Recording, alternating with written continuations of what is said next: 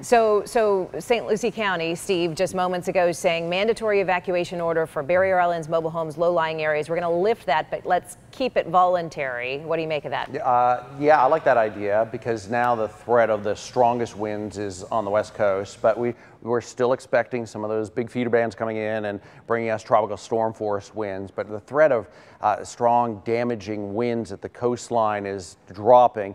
I do think we'll see some power outages, especially tomorrow as the winds pick up a little bit more and those feeder bands come in.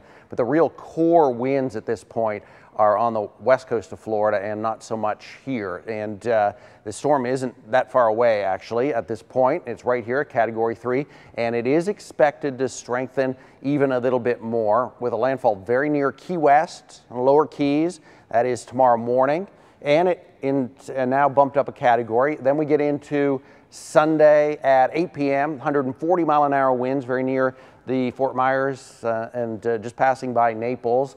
At this point, the center is just off the coast. The eye is just off the coast, and then it tracks toward Tampa after that, getting into Sunday evening and the overnight hours, Category 4, eventually wrapping up pretty close to the Big Bend area at 1:15. That's even Saturday morning.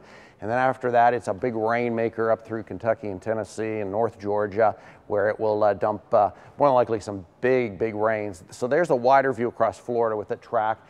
Key West, Fort Myers tomorrow evening, and then up north of Tampa, that is overnight and early Monday. So once it gets going, it races up the state after that, which is nice to see. And the computer model tracks continue to adjust to the west. There's a look at the latest ones, and we have that consistency again. There's a lot of models here, probably 8 to 10 models, and you can only really see a few. So there's a lot underneath. There's the GFS right there, one of the better models in the European model, very close to the official forecast track 2. That morning run of the European model came in about 2:30 in the morning, and it had shifted the storm over the Gulf rather than even over land. The center was over the Gulf of Mexico, so there was a pretty good chance they were going to make the official forecast track just offshore, and they certainly did that. There's a look at the radar. There's the eye of the hurricane, so it's starting to pull away now from the north coast of Cuba. And if you remember back 2 and 3 days ago, I said this was the time, this is the most critical time to look for that turn. So the next few hours, it's going to be gradual, but for the next few hours, expecting it to lift off the coast and then head toward Key West after that. So we're looking at this being very near Key West by tomorrow morning. So it's got a little over 100 miles there to cover, and then eventually up after that in toward the Fort Myers area by tomorrow evening.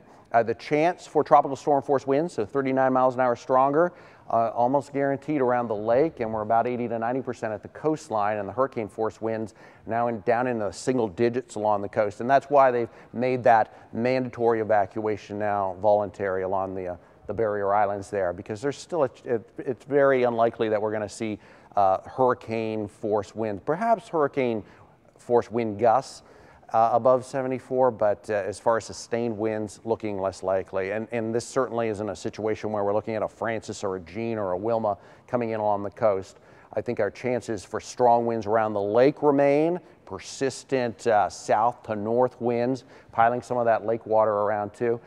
And actually you can see some of that in the percentages, about 20 to 30% chance for the higher winds there. And the storm surge will be greatest on the west coast of Florida. Already observing a little bit of a storm surge, but it should stay around 1 to 3 feet here the next, well, actually a couple of days. Everything starts to improve by Monday morning through about the early afternoon, because this storm is just racing up into Georgia by early Monday. So it'll be a big improvement very quickly.